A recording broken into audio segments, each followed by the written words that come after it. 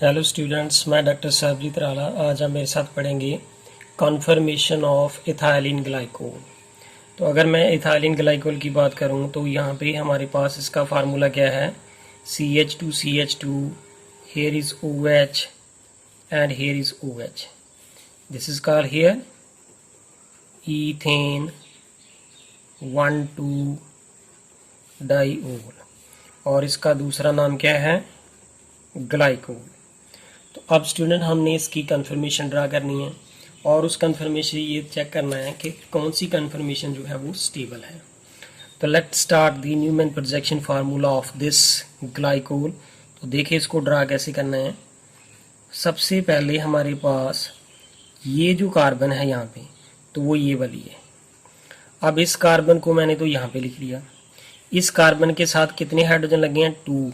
ये एक H और ये दूसरा H। इस कार्बन के साथ यहाँ पे एक क्या लगा है, OH, तो वो यहाँ पे मैंने लिख दिया।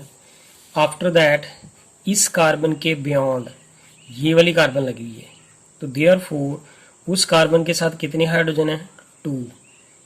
1 hydrogen is this and this 1 is hydrogen here. और ये OH है उस कार्बन के साथ लगा हुआ, सो दिस इज हेयर।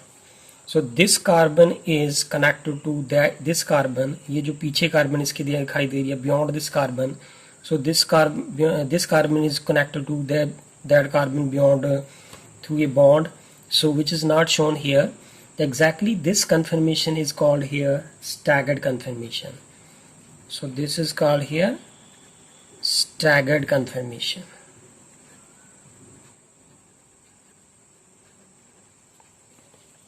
अगर ये स्टैगर्ड कन्फर्मेशन है तो अब हमने ये देखना है कि क्या ये मोस्ट स्टेबल है।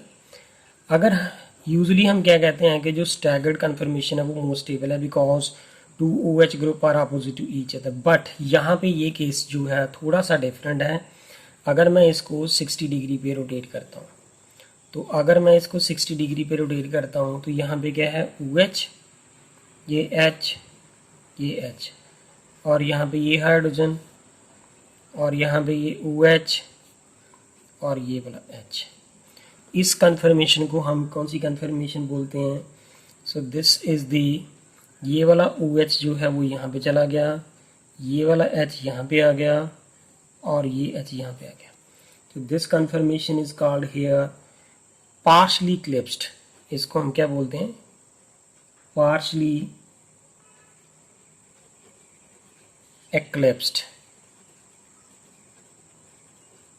Now what will happen here, अगर हम इसको दोबारा से 60 डिग्री पे रोटेट करें तो ये वाला OH यहाँ पे आ जाएगा, ये हाइड्रोजन यहाँ पे आ जाएगा और ये यहाँ पे आ जाएगा। इन दैट केस ये जो कन्फर्मेशन है वो मैं यहाँ पे इस तरह से ड्रा करूँगा कि ये दो पड़े, ये पड़ा OH, यहाँ पे H और ये H, ये तो SH है, और ये OH जो था ये वाला ये मूव करके यहाँ पे आ गया एंड ये वाला हाइड्रोजन यहाँ पे और ये वाला हाइड्रोजन। तो इस पोजीशन को हम कौन सी पोजीशन बोलते हैं, it is called gosh form. So now after that अगर हम इसको दोबारा से 60 डिग्री पे रोटेट करते हैं, तो अगर हम 60 डिग्री पे रोटेट करेंगे तो see the what is the next conformation here, this is the OH, this is the H, ये हमने SH लिख देने हैं, और इस OH के नीचे यहाँ पे OH आ गया, इस H के नीचे ये H आ गया और इस H के नीचे H आ गया। इस कन्फर्मेशन को हम कौन सी कन्फर्मेशन बोलते हैं, it is called here fully eclipsed. जब दोनों OH एक दूसरे के बिल्कुल नीचे लाई कर रहे हैं, and this is called here fully एक्लिप्स्ड।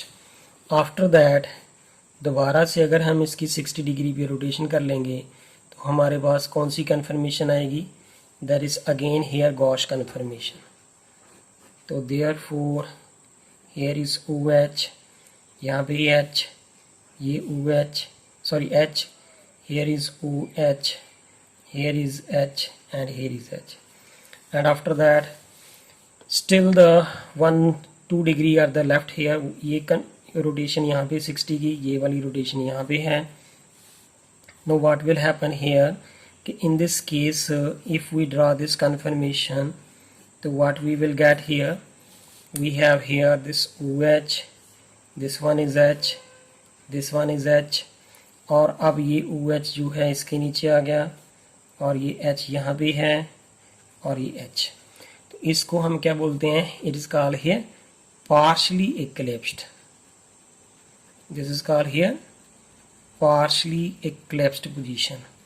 And after that हम दोबारा से इसको यहाँ पे ले आएंगे, ये यहाँ पे चला जाएगा तो ये यहाँ पे, तो हमारे पास जो पहली पोजीशन थी वो स्टैगर्ड कन्फर्मेशन आ जाएगी जिससे हम स्टार्ट किया था, जिससे हमने। So now the question arise here कि अगर हमारे पास ये ईथेन 1,2 डाइऑल की जो डिफरेंट कन्फर्मेशन लाई कर रही हैं, तो इसमें से जो कौन सी ज़्यादा स्टेबल है और कौन सी अनस्टेबल है। तो हमारे पास हमने पिछली कन्फर्मेशन जो प्रीवियस वीडियो पढ़ी है हमने, उसमें हमने ये देखा है कि जो स्टैगर्ड कन्फर्मेशन होती है वो स्टेबल होती है। इस केस में OH जो है दोनों अपोजिट हैं, these two hydrogen atom are away from each other, so these two hydrogen atom are also away from each other and therefore this is the stable. But exactly ये वाली जो staggered conformation है यहाँ पे stable नहीं है।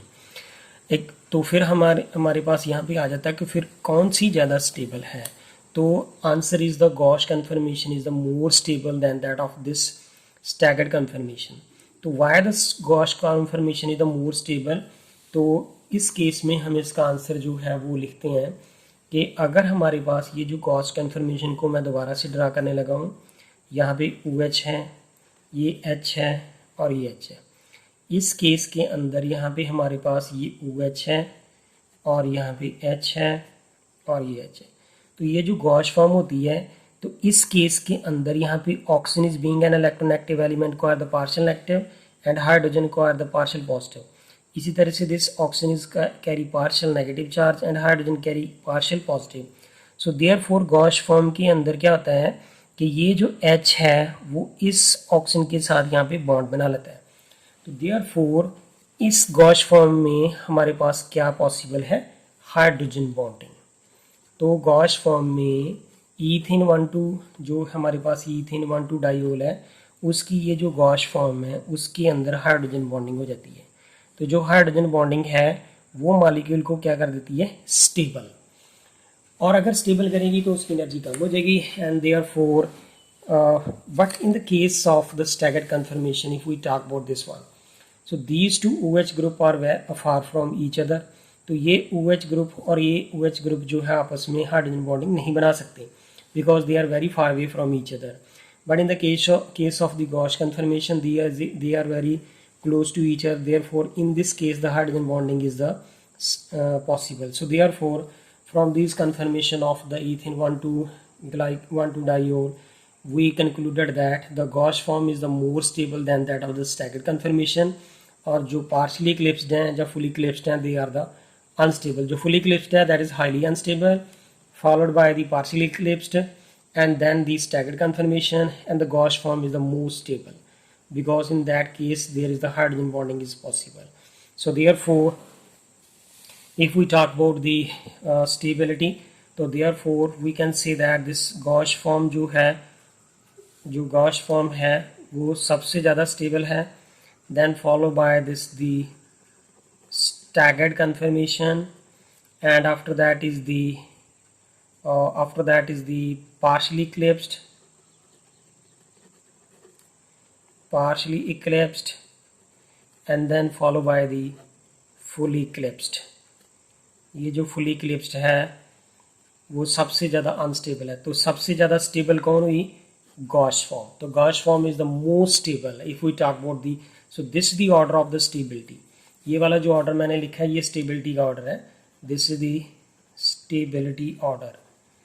तो stability order क्या है कि gauche form is the most stable and follow by the staggered, क्योंकि स्टैगर्ड के केस में यहाँ पे जो एक्लिप्स पोजीशन में नहीं है, they are very far away from each other, and then is the partially eclipsed, उसके अंदर जो है रिपल्शन होगी तो एनर्जी हाई हो जाएगी, एंड फुली इक्लिप्स्ड के अंदर तो और भी ज़्यादा रिपल्शन बढ़ जाएगी।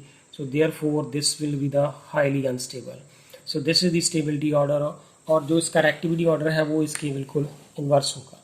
So thank you student, this is all about of the confirmation of ethylene glycol और ईथेन 1,2 डाइऑल।